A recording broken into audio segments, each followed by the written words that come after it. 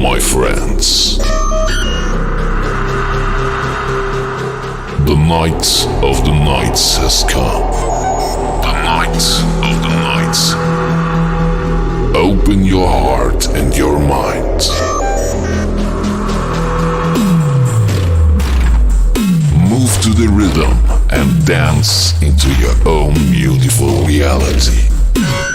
Beautiful reality. Feel free and expect the unexpected. Hi guys, this is the advisor and welcome back to my channel. Now, the first thing I got to ask is, what happened to the plane? Where the plane there? What happened to the plane? Me want to know, and me want the entire Jamaica to know what happened to the plane. Which plane am I talking about? The plane that was supposed to be the magic bullet. Magic bullet to stem the flow of guns into Jamaica. And for those of you with short memories, let me remind you.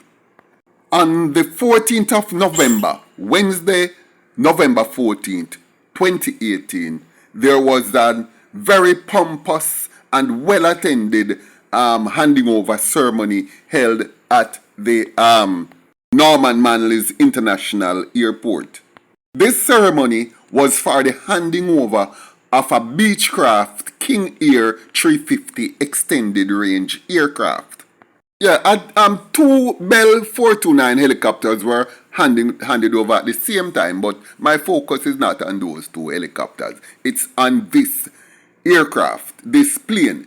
It was supposed to be the magic bullet that was going to solve all of Jamaica's crime problems. Or shouldn't I say that? But it was going to stop Jamaica's murder rate from being so high. The purpose of the plane was to intercept guns coming into Jamaica and thereby would cause crimes to drop, because it would cause murders to drop, because would be less guns in the country. Now, at the time when I saw that news and I was tracking that, I felt really good. I said, at last, the Jamaican government has decided to be proactive rather than responsive to the crime situation in Jamaica, and specifically towards the murder rate. Now, I'm going to tell you a few things about this aircraft, this plane. At that time, the cost of the plane was believed to be $24 million US.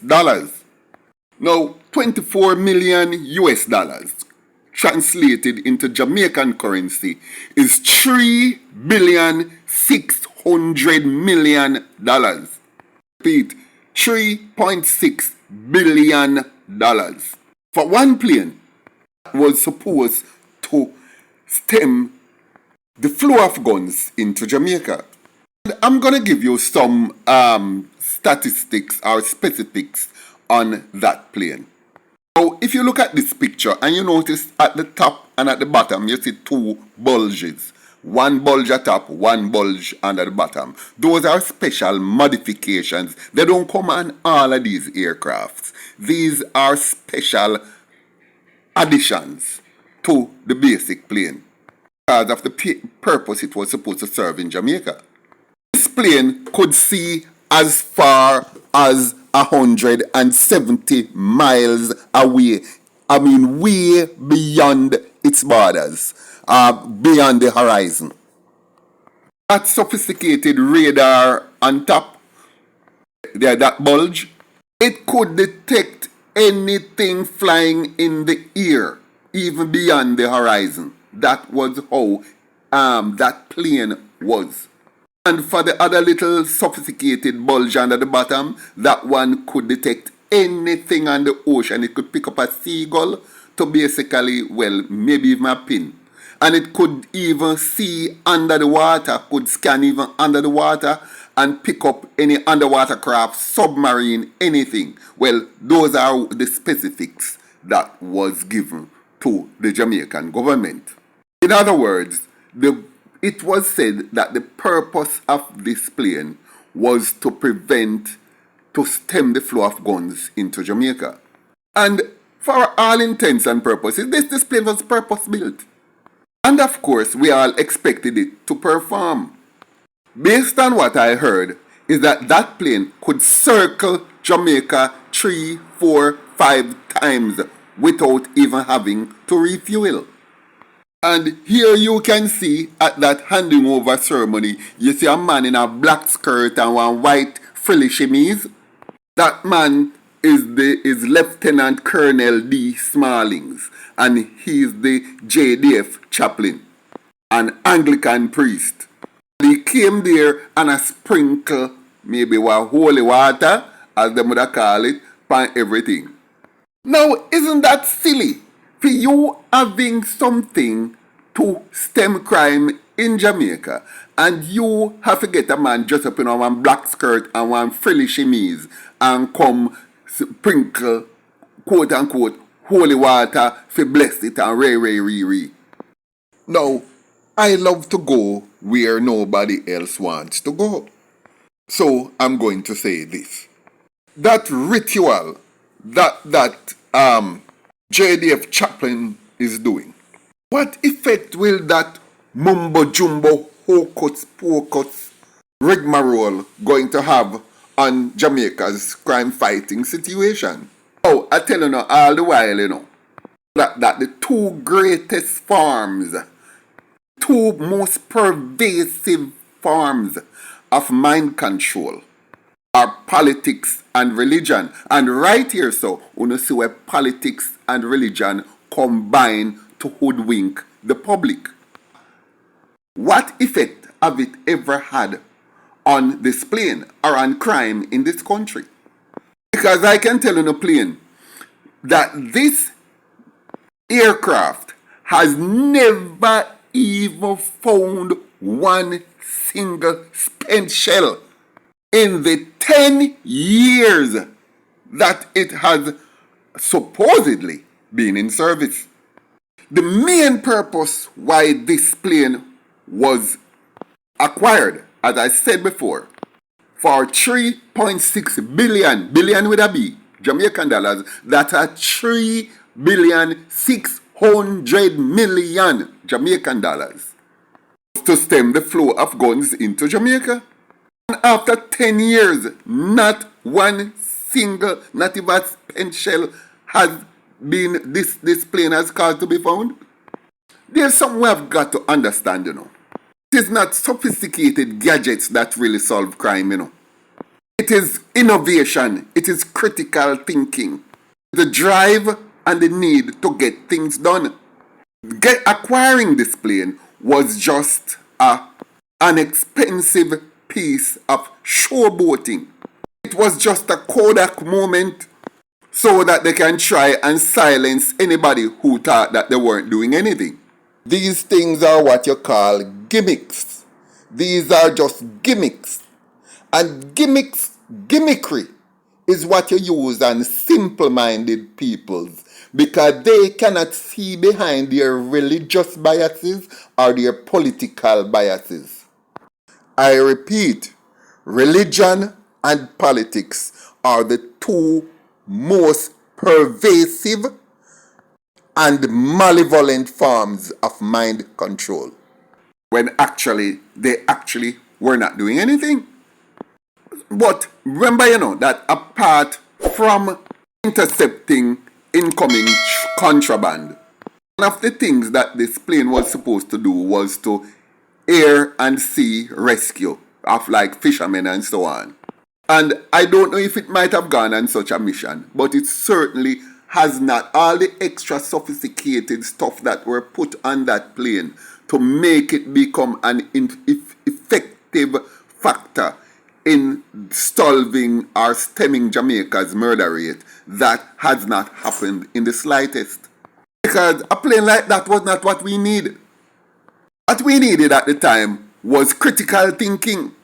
And I said it to Dwight Nelson, and let me tell you, up to now, all that Dwight Nelson had to do was to start a department in the National Security Ministry, an intelligence body that recruit men on all fishing beaches toward Jamaica, pay them the salary of a police constable.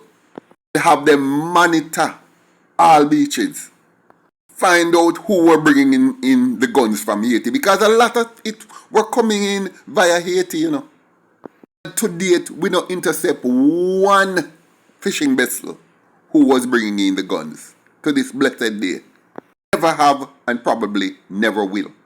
So that was a grand waste of a lot of money. And you know, a lot of you didn't even know said this plane exists. And then again, perhaps this plane don't even exist any longer to what I'm hearing.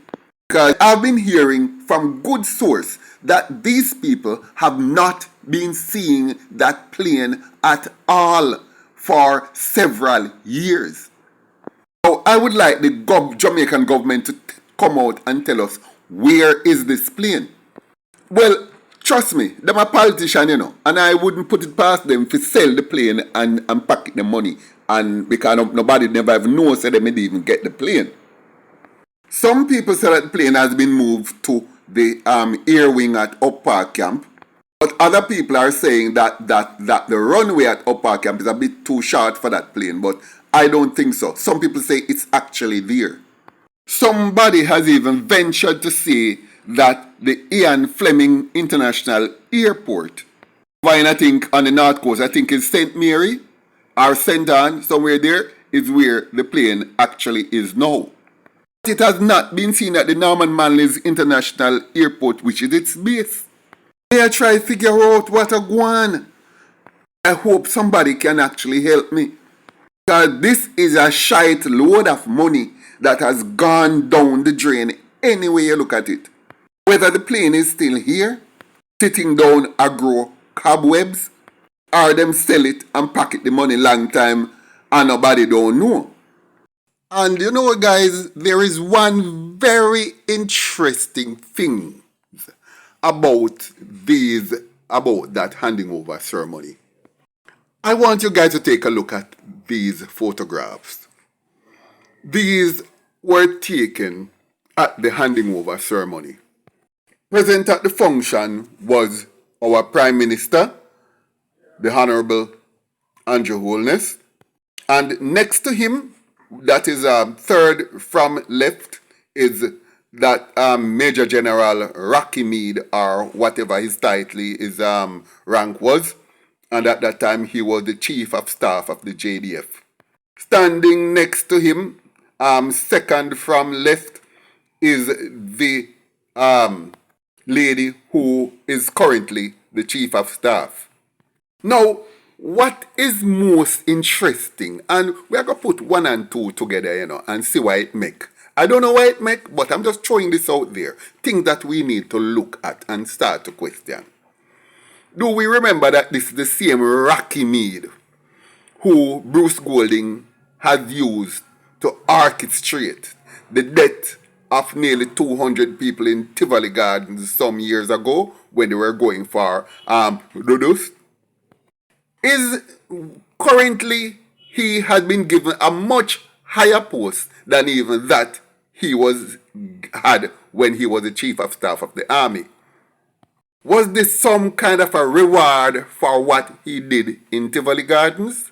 I don't know, but he has a very high position in government now, equal to or probably even more important than what he had when he was the Chief of Staff of the JDF. But interestingly, and we must also ask the question, at the time when this handing over ceremony was happening, it was the Honorable Robert Montague who was the Minister of National Security. Now, he wasn't at the function. Well, I'm assuming that he wasn't at the function because he appears in absolutely none of the photographs. So how can the Minister of National Security of the country and an important ceremony like this, and Bobby Montague, if he was there, was not asked to come up and even make a speech, or even appear to commingle with any of the officials at the function. That no make no sense, but I'm just throwing that out there.